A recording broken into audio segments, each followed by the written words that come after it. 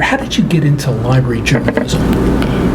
Well, first and foremost, I am a librarian, and a proud librarian. The journalism thing is, I've been a media geek and a library geek my entire life. Before I became a librarian and went to library school, I worked after undergrad at the University of Kansas. I worked for 5 years at a suburban chain of newspapers in Chicago, and it was my mom who suggested that put two and two together. She goes, "You're a media guy and you love information." I was the type of kid who I don't know if I'm kind of unique, but I would just enjoy going to the public library, in the public libraries in suburban Chicago where I was raised, and just having a day, and today is whatever day, and I would peruse the reference books. I love reference.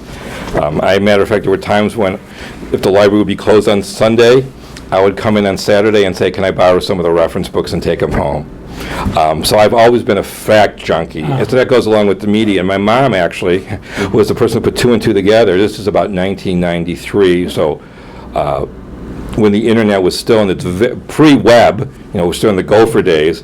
And she's the one that put two and two together. And I think that's not a bad idea. So I looked at some of the programs and I settled on, I didn't settle on anything. I went to a wonderful program at Wayne State University in Detroit. It was an incredible 2.5-year run there. Worked for several people who either were heads of ALCTS, Bob Holly, Judy Field, who became, a couple years after that, became the president of SLA. It was just an incredible opportunity. But while I was at Wayne, and this is again Gopher days and very early web, I started doing something called Insight, where I just would aggregate. I think the world of aggregation and curation, which is, in many ways is just librarianship with a hipper name, that we didn't give it, which is a whole nother story. It's something I've always liked doing, and there's so much of it out there, and people really do value saving time. Saving time with a reader is part of library science, and with the volume that's out there, that's where I started. So I started Insight, and then I started at George Washington University, and then I was doing all sorts of other things, like something called Price's List of Lists, where I would do rankings. I love aggregating this stuff, and I love reference, so it was a perfect fit. Then I started something called Resource Shelf, and I did that for 519 weeks. So 1 week minus 10 years, and then a couple weeks I stopped that, and right after that I started InfoDocket. A year goes by, and I then affiliate with Library Journal, and it's been a great fit. I love working with the LJ people. I'm both the InfoDocket that you see at infodocket.com, but also a lot of what I do is kind of like an internal wire for the LJ people and the SLJ people to say, these are things we might want to cover. So what criteria do you use to weed through that huge mass of material? That's a great question. I use a lot of traditional librarian ideas about what is a quality reference source. Obviously, credibility of the organization, timeliness. Is this something new? Obviously, that's something where I can add a lot of value.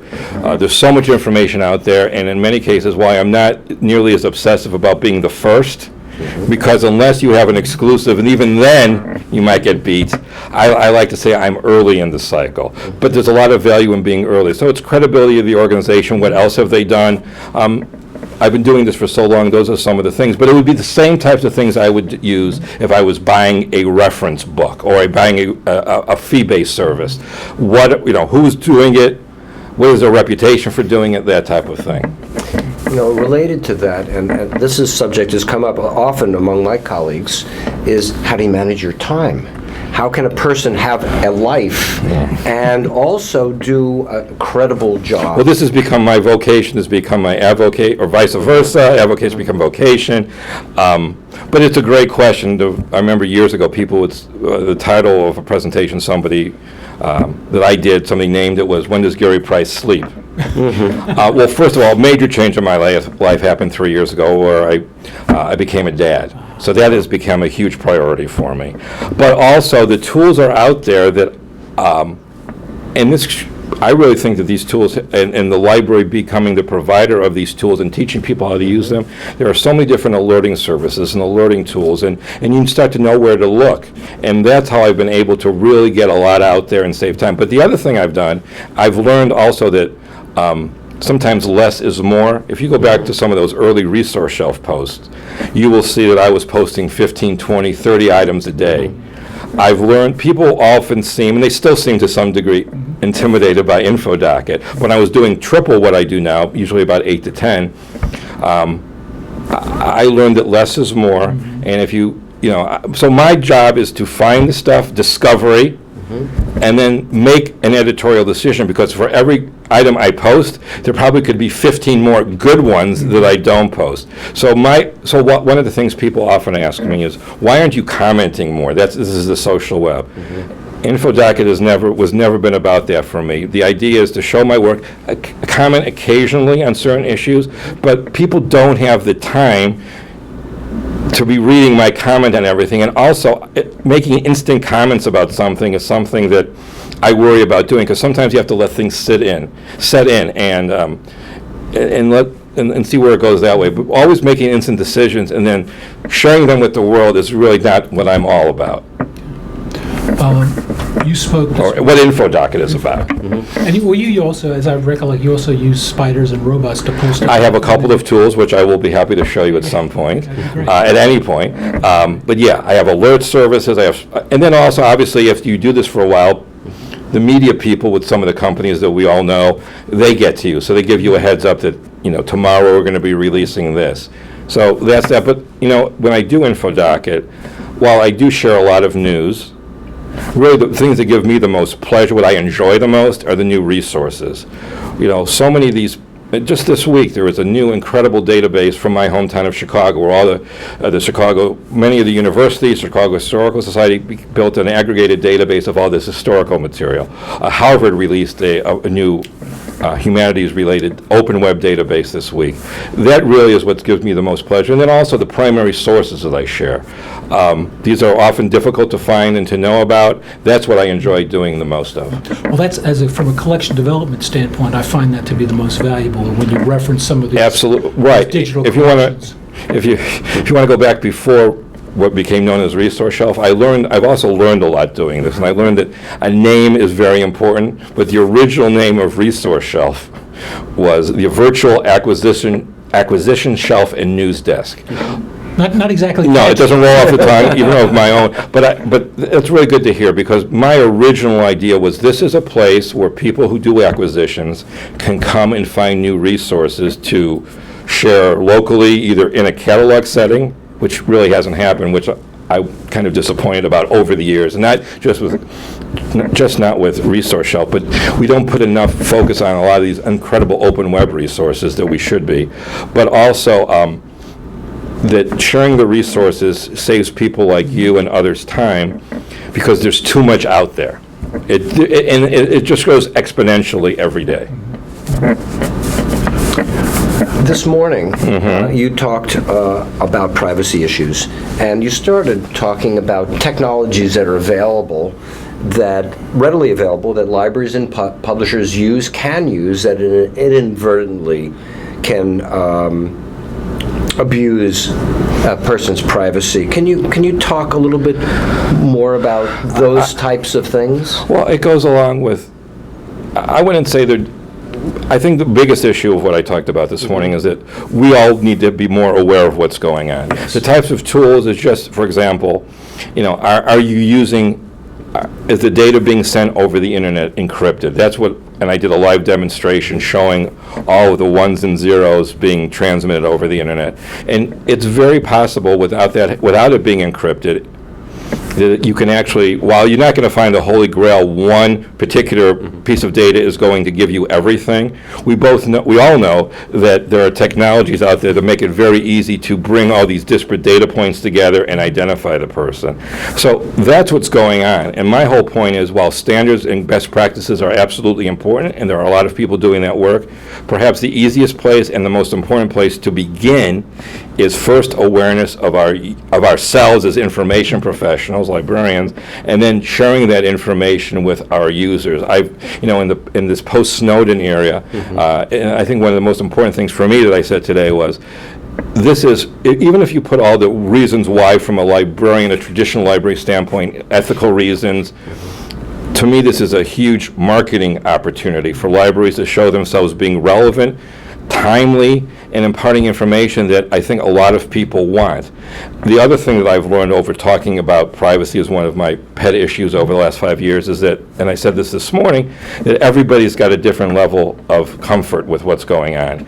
And the way I feel, what I feel comfortable with might not be the way you feel. So the most important thing is, one, to be aware of what's going on, and then if it is an issue for you the individual, what can you do to maybe not, you can't guarantee privacy, but to put more roadblocks up to make it that it's more difficult for somebody to find out everything that you're doing, or some of what you're doing online. Well, I found that to be, when you did your demonstration, Right. I think it shocked a lot of people to realize just how open and available this information is. Right. And I will say, though, as I said in my presentation, that things are slowly but surely getting better on one aspect of privacy, and that is the encryption of the data as it flies through the air or flies down the cable. It needs to be better, but we've seen some movement in the last year of some major providers of databases and electronic resources going to an encrypted, but that is just one area of library privacy. Having a current actionable privacy policy is a whole nother area and is absolutely as important as everything else. And I have a question specifically about that, because most libraries have a privacy policy, and it comes from a print world, and it's circulation privacy and things like that. What advice do you give? Because a lot of the danger is not within the library anymore. It's within the information we give to our vendors, our database vendors, authentication data or usage data. What advice do you give to libraries? You have to act on it? It's what we talk about in so many areas, especially in the library. It all starts with education and awareness, and I've said this now repeatedly. I think one of the reasons that vendors aren't questioned more about this is that a lot of people, and I'm talking very generally here, don't know what they should be asking in the first place. So you can teach yourself, which I'm self-taught on a lot of this privacy stuff, but you have to understand, and in some cases, you said it was kind of shocking, and to a certain degree, that's what our moderator asked me to do, is kind of, because, did I actually have to show the ones and zeros flowing through the air? Probably not. But in this case, visual is important, and when you actually see it, and then you can actually see that this person was looking here and this person was looking there, it becomes a bit shocking if you're not familiar with it. So one is awareness, and also along with awareness, you can be aware on Monday that this is going on, but by Friday or even Wednesday, it might be different. There's a vigilance that has to go on here, and if you're not being vigilant, if you're not having, for example, with a privacy policy, if you're not reviewing it several times a year, if not monthly, let's say, you're probably going to miss something. So you have to have a big view of privacy. Is not just the ones and zeros flying through the air. It's the policy. It's how you deal with your vendors. Now, at a certain point, I will have to say that you could take it to such an extreme, and this actually came up in the question today, that that you might not want to be online anymore. Do I use every single tool that I have in my arsenal all the time? No, but I'm aware of them, and I make the decisions about what works best for me. I will take the risk, whatever. But it's a broad spectrum, again, of comfort, and I just see every academic library and also public library having some type of center for privacy. And let me also add, and I really didn't get into this morning, or stress this enough, I think, is that it doesn't just have to be library privacy, meaning how do you deal with vendor databases, let's say. I think the library, both in a college and academic setting, and of course in your local community public library, should be a center for people to come and learn, make phone calls, text, whatever, about issues with privacy, update those presentations regularly, share with the media in your town or on your campus, and become kind of a center for privacy on campus. In the post-Snowden, Because libraries and privacy have gone together for a long time. So again, this is that marketing opportunity. But after the Snowden revelations came out a couple of years ago, you saw all sorts of people in the public's eye, commenting on this. I don't think I ever saw on any major news program, and there sure were a lot of them, somebody from the library world, where we actually have the reputation. Here's one place where we have a really solid, wonderful public reputation of being these, as I said before, these pillars of privacy, yet nobody was talking to us. They were going to the attorneys, to the government leaders. Well, why wasn't the library world a bigger part of that conversation? Well, our expertise just isn't as recognized as it ought to be in this area. Well, and that's what I said this morning. The privacy that people have come to expect, with good reason, in the print world has not kept up in the digital age, in which I think for another entire conference at some point or a session would be to learn from this. Why did this happen? We talked about this earlier. Why did this happen? Because I want to make sure, we all want to make sure that it doesn't happen again, because there will be other issues that come along.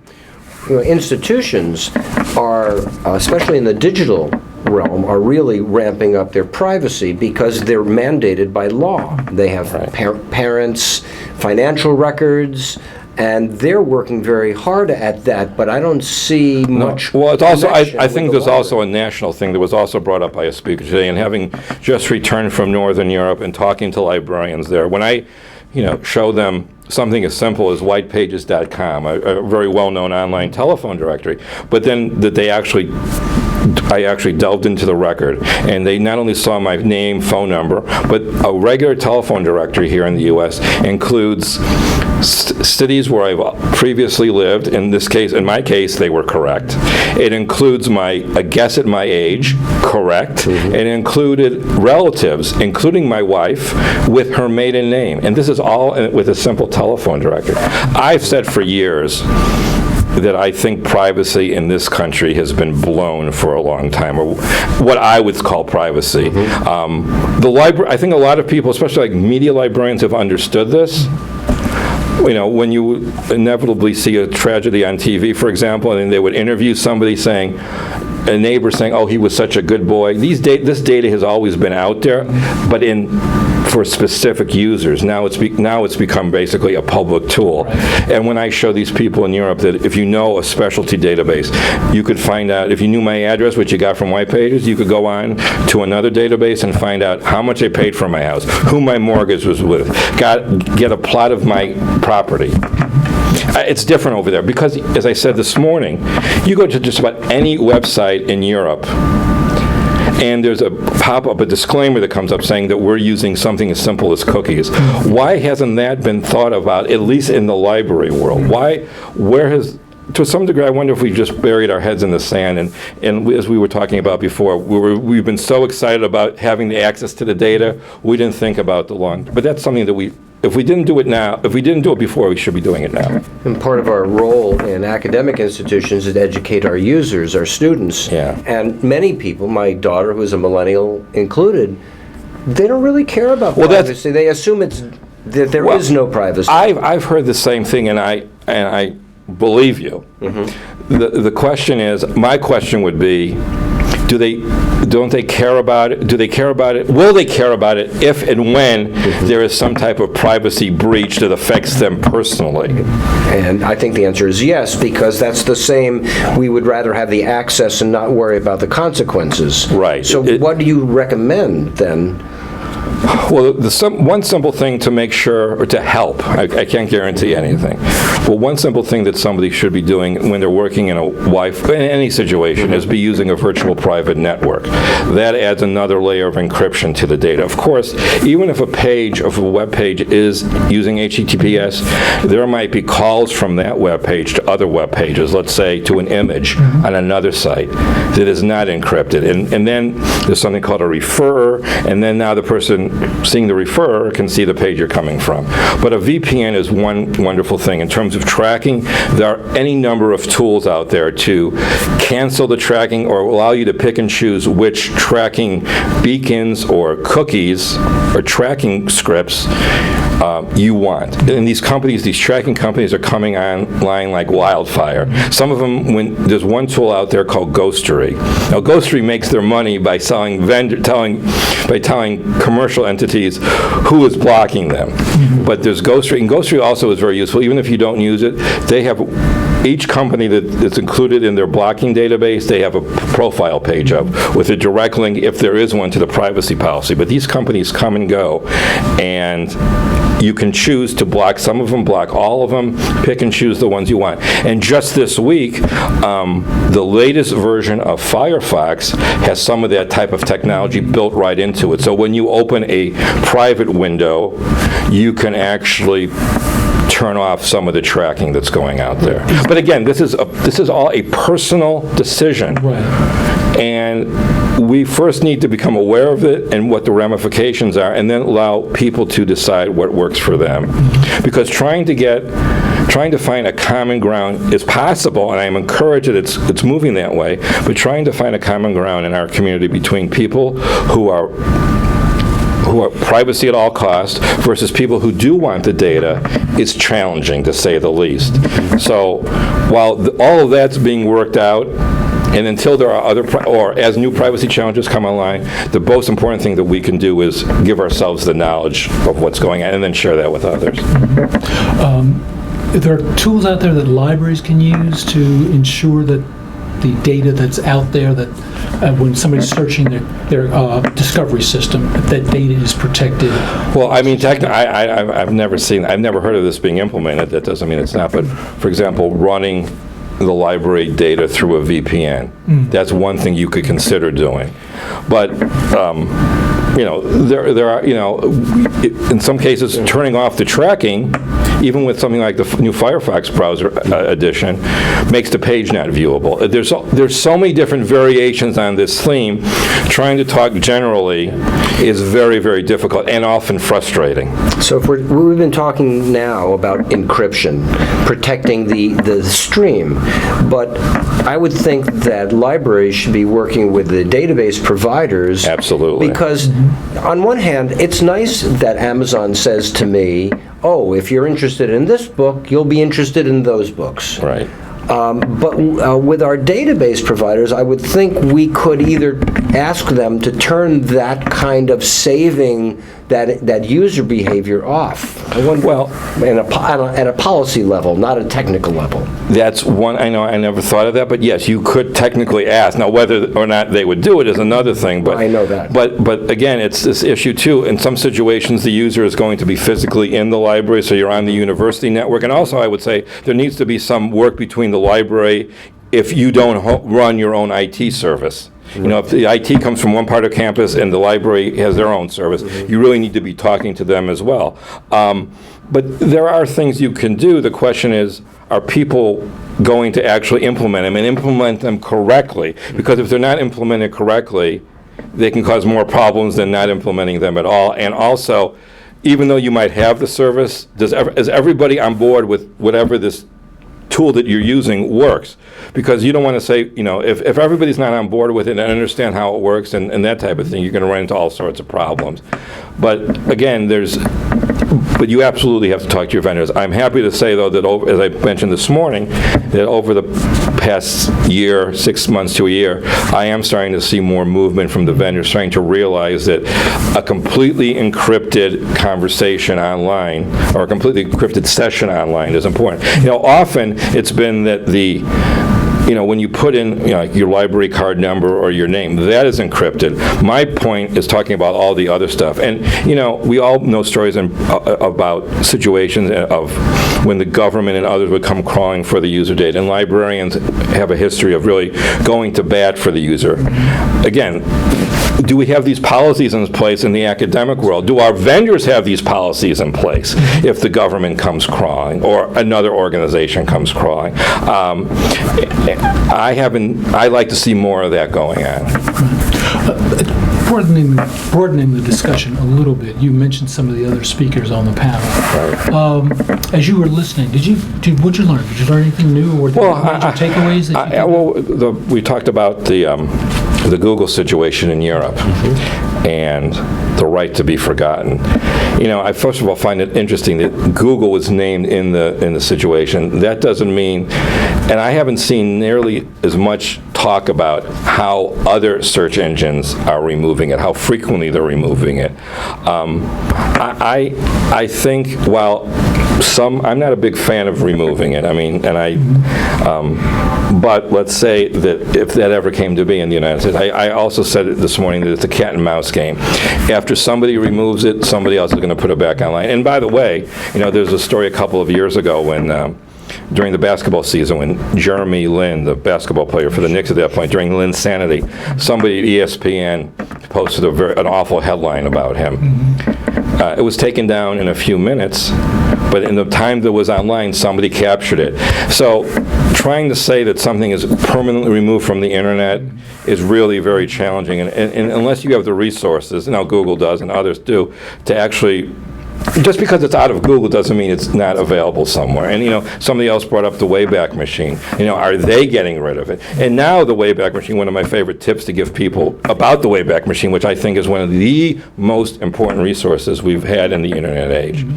One of the things I often tell people is that you can now use the Wayback Machine crawler to immediately index any web page or PDF that can be crawled and doesn't have a robots.txt. So you can say, here is the Charleston conference page at 1:30 on Friday, whatever.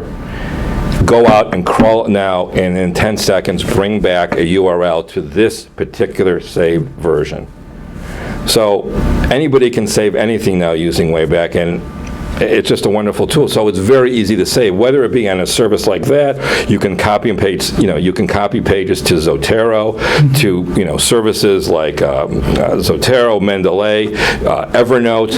So just making sure something is offline doesn't mean that it can't be found using something else. Of course, we live in a world where, for most people, online research means one or two particular tools, Google and Wikipedia. But still, the person who wants it, and the other point is going to find it. And the other point that was brought up today is often you see people collecting all the pages that were removed. And in this particular thing, so in this particular point, unless Google goes along with what France is asking for and removing it worldwide, right now, if you're in Europe and you want to get something from Google.com, all you need to do is is use a VPN, go to an IP address from the United States or Canada, or from the United States, and get Google.com. Yeah. One of the other speakers talked about a privacy audit, and I thought that was a very interesting thing. And what are the elements of that? If I was a librarian and all of a sudden I'm shocked and our privacy policy is only print, and I want to find where are all the entry points. Right. You need to go through each individual database, digital database. You need to look, how is it being used? What is your relationship with that vendor? What does your contract say? How are you dealing with open web resources? What is your notification policy? What is your notification policy from the vendor if they have a breach? I mean, you could take it to the extreme of what type of backgrounding are the people at the vendors using at their data centers to make sure that they're not hiring the type of person who might have a tendency to be looking at that type of thing. At a certain point, it becomes kind of, well, if you want everything, it probably is not the best idea to be using these databases in the first place. I mean, and then you could take it to the next extreme. Well, you can be tracked using your credit card. I mean, I was talking to somebody the other day. It's very challenging now if you don't have a credit card to buy an airplane ticket. And once you're on the airplane, it's almost impossible these days if you want to have a drink on the airplane. It's credit card only. So it's very challenging. But the number one thing I would say, the first thing you need to do with a privacy audit is the awareness, but even the awareness with vocabulary. Be able to talk, learn the terminology, learn VPN, learn sniffing, learn all the key vocabulary. So not only can you use that to incorporate into the audit, but it will allow you to talk to others with the skills that you might want to talk to them at their level and get a dialogue going. I've often thought one of the ways I try to learn new things whatever the topic is, learning the vocabulary of those people and of that topic, and being able to question people who are involved in that topic using their own wording. This actually leads to what was our last question. This notion of how do you become privacy literate? You know, you're talking about being familiar with the terminology and all. How would you guide somebody who wanted to become privacy literate? Well, one, they're invited to stop by InfoDocket. I try to post, and InfoDocket is far from just privacy. I post some of it, what I think is useful, but you also, then you should be looking at some of the organizations involved in privacy. What are they talking about? The Electronic Frontier Foundation is doing huge amounts of work. They're starting a campaign that's now in a beta stage, alpha or beta stage, called Let's Encrypt, where they will offer encryption certificates to anybody who wants one for free. Of course, it's one thing to get the certificate and get it all the ducks in order. It might also be something else to implement it and implement it correctly. So EFF, EPIC, the Electronic Privacy Information Clearinghouse. Look at some of these groups. Those would be the first two I would go to. Obviously, ALA has a lot in privacy. NISO is doing work in privacy. And look at what they're doing, I think would be the first place. But also, don't just read. I can't stress this enough. Don't just read library as it relates to privacy. You have to be looking at technology types of publications as well. You know, things like, the Next Web has a lot on library privacy. The Verge, because privacy is such a huge topic. The Wall Street Journal, especially in the business world, the Wall Street Journal devotes a lot to it. ProPublica has a lot on privacy, especially at the consumer level. So those are the things where you could get a good start and get some, EFF has all sorts of practical tools as well.